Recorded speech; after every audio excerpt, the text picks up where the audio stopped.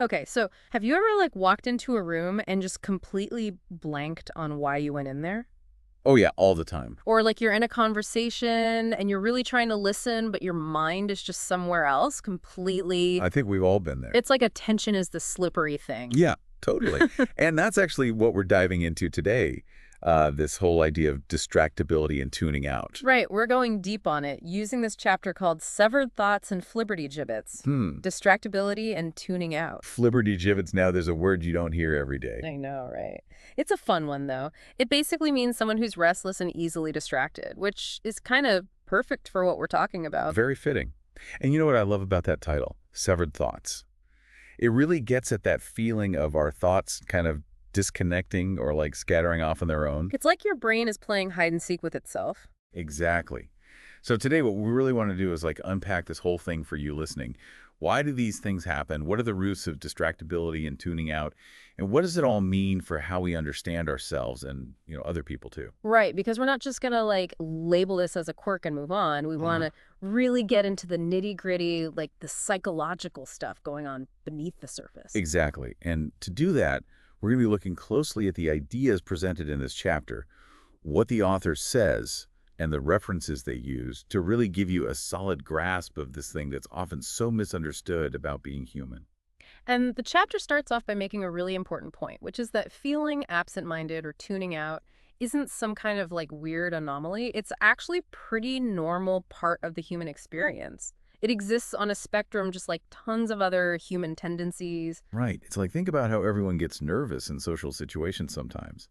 But for some people, it becomes a much bigger issue, like social anxiety. Right. Or some people are naturally more introverted than others. Exactly. Hmm. So tuning out, it's the same deal. We all do it to some extent, but for some people, it's way more frequent or disruptive. And the author argues that like living in this crazy complex world we do with just constant information overload, our brains actually need the ability to filter stuff out. All those sights and sounds and even our own internal sensations, it's just too much to process all at once. Absolutely. It's like if we were consciously paying attention to every little thing coming at us, Yeah. we would be completely overwhelmed. We'd be paralyzed. So this ability to filter, to tune some things out, it's actually like a crucial adaptation. It helps us function. Right. It's essential. But here's the big question the chapter poses. When does this normal, necessary filtering cross the line? When does it become something that really messes with our ability to engage with the world around us and with our lives? Right. Like when does it go from being helpful to being a hindrance? Exactly. And to understand that the chapter introduces this psychological concept of dissociation. Dissociation. Now, I think some people might associate that term with like specific clinical situations. Yeah, you might think of like dissociative identity disorder or something like that. Right. But the author here is using it in a much broader sense. Can you kind of give us the lay of the land on that? Sure. So in this broader context, dissociation just means a kind of mental absence, a tuning out. It's like checking out mentally. And what's really interesting here is that the author is suggesting that this kind of mental absence, even the tuning out we see in like discussions about ADD, often comes from a defensive need. It's a way our minds try to protect us. So it's not just spacing out, it's actually serving a purpose. Right.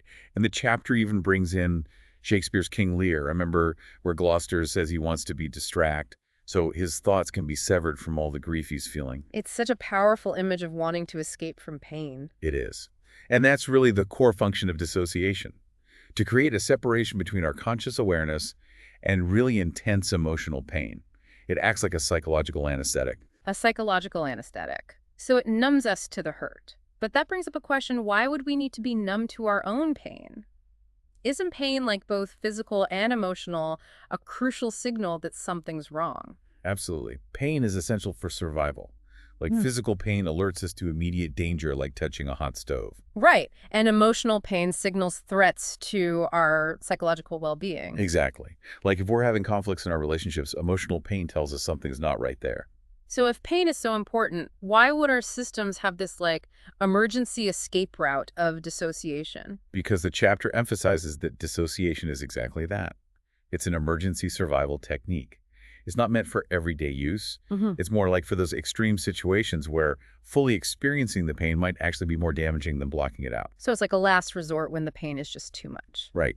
And the chapter makes it clear that while tuning out can be protective in the short term, it can be risky in the long run. Like anything that numbs us to pain can. Exactly. And there are two main conditions that tend to trigger this defense mechanism. Okay, what are they? One is severe distress. So we're not talking about like a minor inconvenience here. The emotional pain has to be really significant. And the second condition is a feeling of utter helplessness. So it's not just that something really bad is happening, but also that we feel like there's nothing we can do about it. Right. If we believe help is available or that we can take action, it's usually safer to feel the pain and try to find a solution. But if we feel completely powerless, then tuning out can seem like the only option. Exactly. And the chapter uses a really interesting analogy here from Jennifer Freyd. She talks about a skier with a broken leg. Okay, so how does that work? So imagine Deanna breaks her leg while skiing with a friend. The pain is so bad she doesn't want to move. She waits for her forehand to get help. Right, in that case, the pain is actually protecting her. Exactly. It keeps her from making the injury worse. Now imagine Beverly has the same accident, but she's skiing alone in a remote area. So she's all by herself. Right. And she's much more likely to spontaneously block out the pain and try to get herself to safety. Because the pain would just be too overwhelming and she needs to act. Exactly. The suppressed pain allows her to try to escape a potentially life-threatening situation. So both women are in incredible pain, but it's Beverly's circumstance, the combination of that intense distress and feeling completely alone and helpless, that triggers that automatic pain blockage. Exactly. And that's a really important point, that severe distress combined with a feeling of helplessness, that's the crucial trigger. So it really is an emergency mechanism. And the chapter then connects this idea of tuning out to early childhood development, specifically in relation to ADD. Right. The author suggests that for individuals with ADD, this tendency to tune out often has its roots in infancy, during that period of really rapid brain development. So it's not just something that develops later on, it can actually start very early in life. Exactly. And it's thought to be linked to those early experiences of emotional hurt, combined with those feelings of helplessness we were just talking about. So like a baby who's consistently having their needs ignored or misunderstood. Right. Or a baby whose caregiver is themselves anxious and overwhelmed and maybe not able to provide consistent emotional attunement. So the baby learns to tune out as a way to cope with that chronic emotional pain. Exactly. And the chapter makes it clear that we're not talking about those everyday moments of frustration that all babies experience. Right, all babies cry and get upset. Sometimes that's normal. Of course. But it's the chronic ongoing experience of emotional pain that can lead to this kind of ingrained tuning out. So it's like a pattern that gets established early on. Right. And there are a couple of reasons why an infant system might choose to dissociate from this kind of persistent pain. One is that it's just too much for their little developing nervous system to handle. It's like their system gets overloaded. Exactly.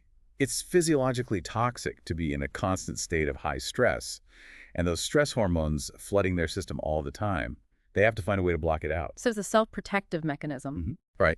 And the second reason is really interesting, which is that if the parent's own anxiety is contributing to the infant's distress, the infant can unconsciously sense that expressing their distress will only make the parent more anxious. So they learn to suppress their needs as a way to kind of protect the parent. It's like a negative feedback loop. The baby cries, the parent gets more anxious, which makes the baby cry more. Tuning out becomes a way to break that cycle. That's so sad, but it makes sense. And the chapter also emphasizes that the survival mechanism, while helpful in those early moments, doesn't stay helpful forever. Right. The protective value of all psychological defenses is pretty limited. Sooner or later, they start to become more of a hindrance than a help. It's like that old saying, what got you here won't get you there. Exactly. And that's definitely true of dissociation. Sooner or later, it starts to interfere with our ability to really engage with life, and it can actually slow down our psychological growth. So how does it do that? Well, for one thing, someone who's learned to tune out early on often has trouble learning from their experiences. Because they weren't really present for them. Exactly. They were checked out. They can also struggle to form deep, meaningful connections with other people. Because they've kind of built a wall around themselves? Right. It's like they've created this internal retreat from fully engaging with the world, which makes it harder to deal with challenges and to grow emotionally. And the chapter uses a really powerful analogy here, this image of a heavy fur coat. Oh, yeah, that's a good one. Can you explain that? Sure. So imagine someone living in a very cold climate. They need a thick fur coat to survive. But then imagine that same person suddenly being transported to a tropical climate right on the equator, still wearing that heavy fur coat. They'd be so uncomfortable. Miserable. The very thing that once protected them is now causing them to overheat. So it's like the fur coat is a metaphor for this defense mechanism of tuning out. Exactly.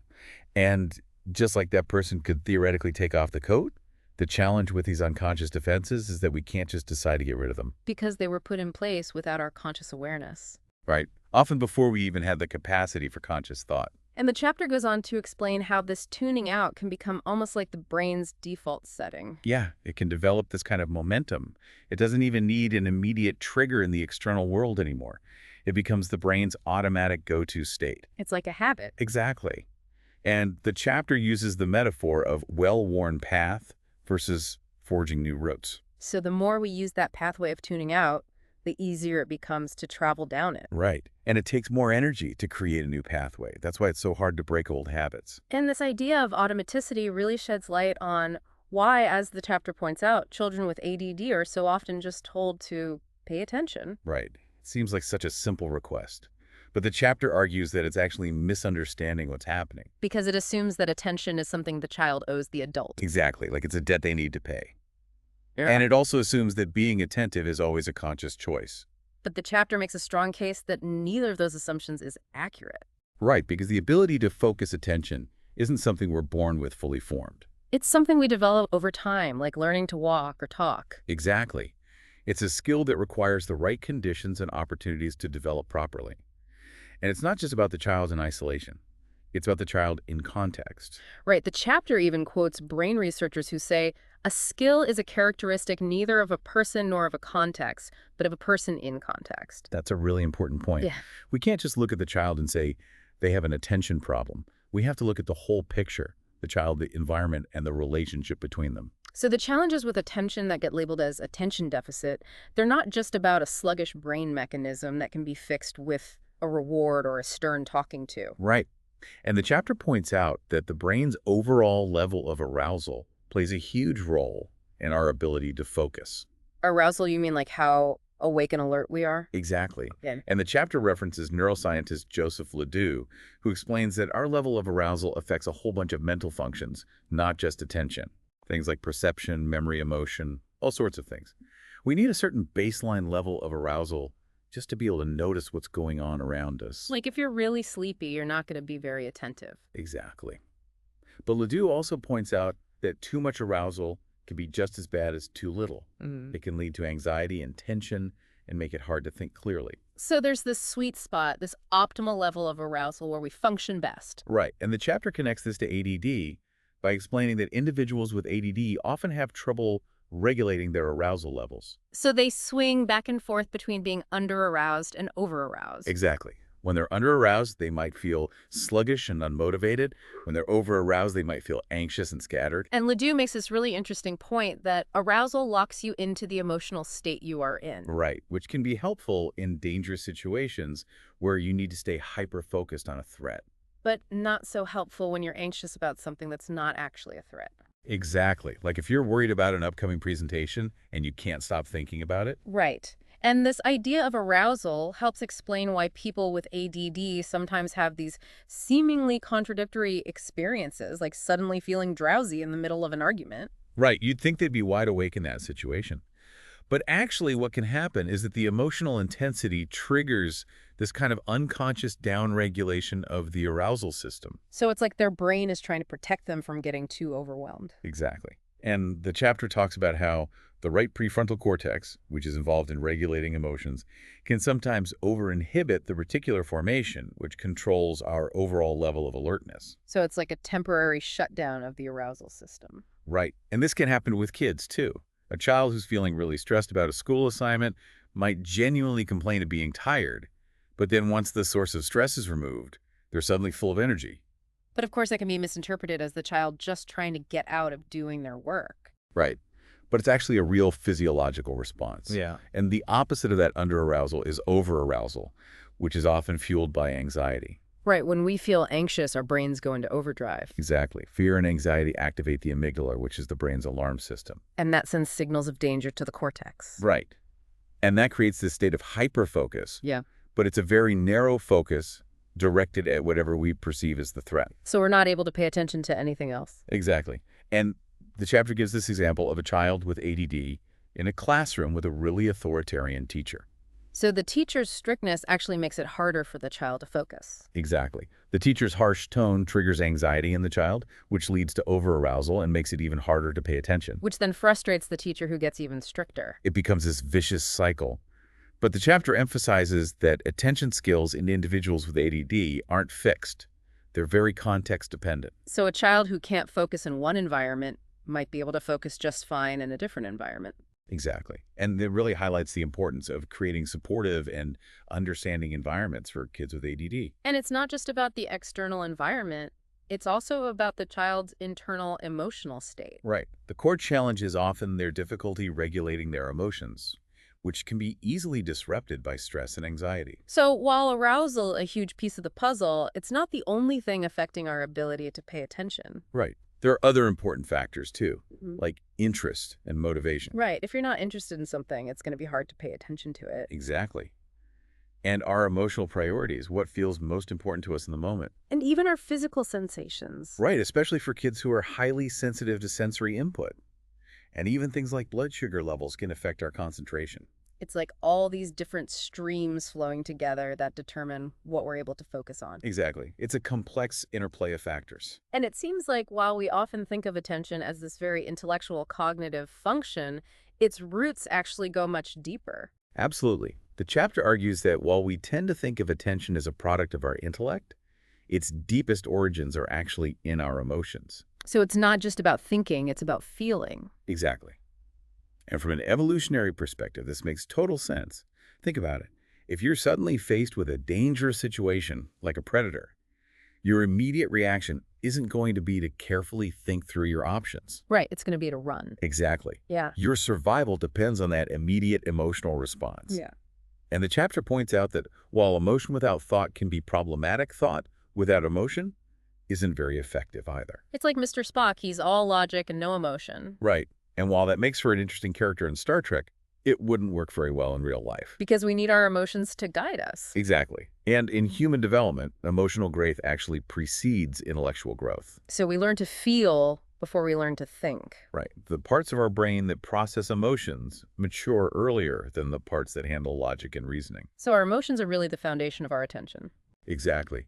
And that brings us to how attention develops in infancy and the crucial role of the caregiver in that process. Right, because babies aren't born with the ability to focus their attention. Exactly.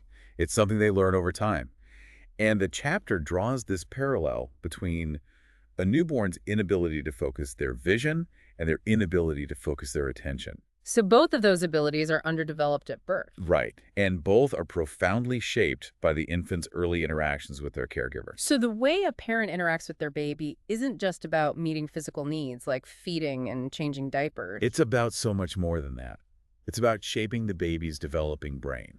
And specifically their ability to focus their attention. Exactly. The caregiver's own calm, focused interest in the world actually helps the infant to develop their own sense of curiosity and to organize their attention. And those moments of eye contact and mutual gaze aren't just cute. They're actually really important for the baby's development. They're incredibly motivating.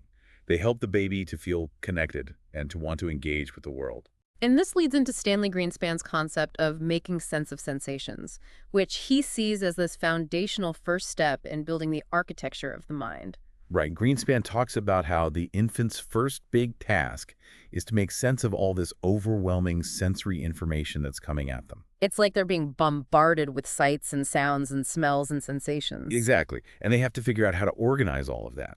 And in those early months, a typically developing infant starts to gain control over their body movements, their internal sensations, and crucially, their attention. So they're learning to regulate themselves. Exactly. And Greenspan calls this calm attention. And he sees it as absolutely essential for healthy development. And the chapter emphasizes that this secure attachment relationship with the caregiver is the bedrock for the development of attention throughout childhood. Right. Without that secure base of feeling safe and understood, the child is likely to struggle with focus and attention. Because their attentional resources are being used up by anxiety and insecurity. Exactly. And the chapter talks about how positive attuned interactions between caregiver and infant actually trigger the release of these feel-good chemicals in the brain, like endorphins and dopamine. So those loving interactions actually have a physical effect on the baby's brain. They do.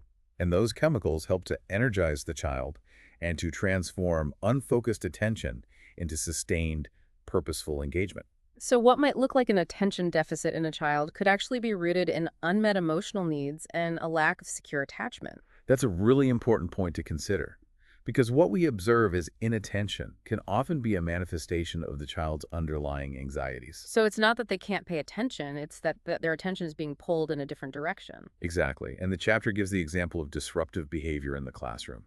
Some kids with ADD might seem overly preoccupied with interacting with their peers, And that can be really disruptive to the class. of course, but it might be driven by this intense need to have their relational needs met. So their behavior is actually a form of communication. Right. It's their way of trying to connect.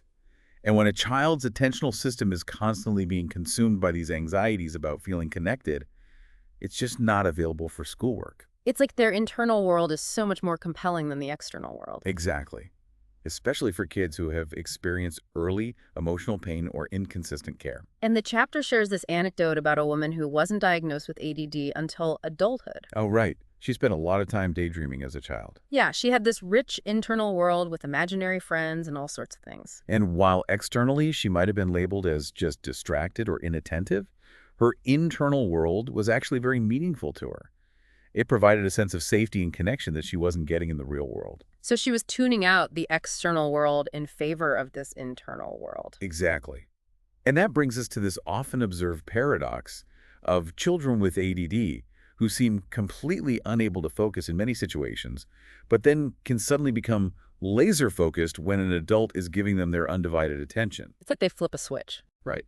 But it's not actually a paradox when you consider the opposing influences of anxiety and secure attachment on attention. So secure attachment promotes focus while anxiety undermines it. Exactly. And when a child feels safe and connected with an attentive adult, their prefrontal cortex, which is the part of the brain responsible for attention and planning, is freed up to focus on the task at hand. So it's not that they can't focus, it's that they need those conditions of safety and connection in order to access that ability. Exactly. And this reinforces the idea that while ADD is a physiological condition involving brain function, it's not necessarily fixed and unchangeable. It's not like you're born with it and you're stuck with it. Right. Positive attuned contact can actually be as effective as medication in helping kids with ADD to focus and regulate themselves. Because that connection provides the dopamine that their prefrontal cortex needs. Exactly. And the underlying constant in all of this is this deep, often unconscious yearning for connection that has its roots in early life experiences. So it's not just about behavior, it's about these deep underlying needs. Exactly. And finally, the chapter touches on how this distractibility, especially when it's fueled by emotional turmoil and racing thoughts, can really impact memory. Right. People with ADD often talk about having trouble remembering things. Yeah. And anyone who experiences distractibility can probably relate to that frustrating experience of walking into a room and forgetting why you went in there. Or like starting one task and then getting sidetracked by something else and completely forgetting what you were originally doing. Exactly.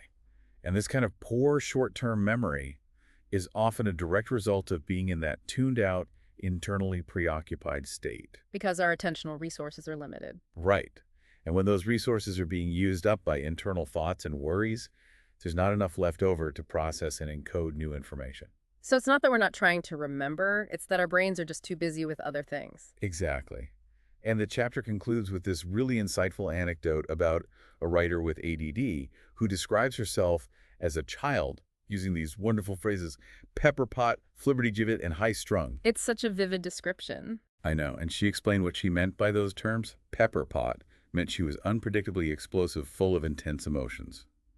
Flibbertigibbet captured her unfocused, restless nature, and high-strung conveyed her constant state of heightened arousal and anxiety. So she was all over the place. Yeah, but she also remembers very clearly her strong desire to connect with other children. So even though she seemed scattered, she was actually very focused on relationships. Exactly. And the author of the chapter makes this really interesting observation. They suggest that maybe the writer was focused, but just not in the way that others expected or recognized. So she was focused on what was important to her. Exactly. And that really brings our whole discussion full circle. It shows how our deepest emotional needs and priorities shape where our attention goes, even if it doesn't always align with what other people expect. So to sum up what we've talked about today, tuning out and distractibility are complex human experiences rooted in both our normal responses to a sometimes overwhelming world and in our earliest emotional experiences. right? They can be seen as protective mechanisms that can unfortunately become hindrances to our growth and our ability to connect with others. And attention isn't just a matter of willpower. It's a dynamic skill that's deeply intertwined with our emotional states, our arousal levels, and our need for secure attachment. Exactly. And we hope this deep dive has given you some new insights and maybe a more compassionate perspective on these experiences. And one final thought for you to consider. Think about those times when you feel most distractible or prone to tuning out. Could those moments be connected to underlying emotional states or unmet needs for connection? It's worth exploring those connections because they might hold some valuable clues for understanding and navigating your own patterns of attention and your overall well-being. And as we've seen today, this whole area of emotion, attention, and early development is incredibly rich and fascinating. It really is, and we encourage you to keep exploring it. Thanks for listening. Of course, it was great to be here.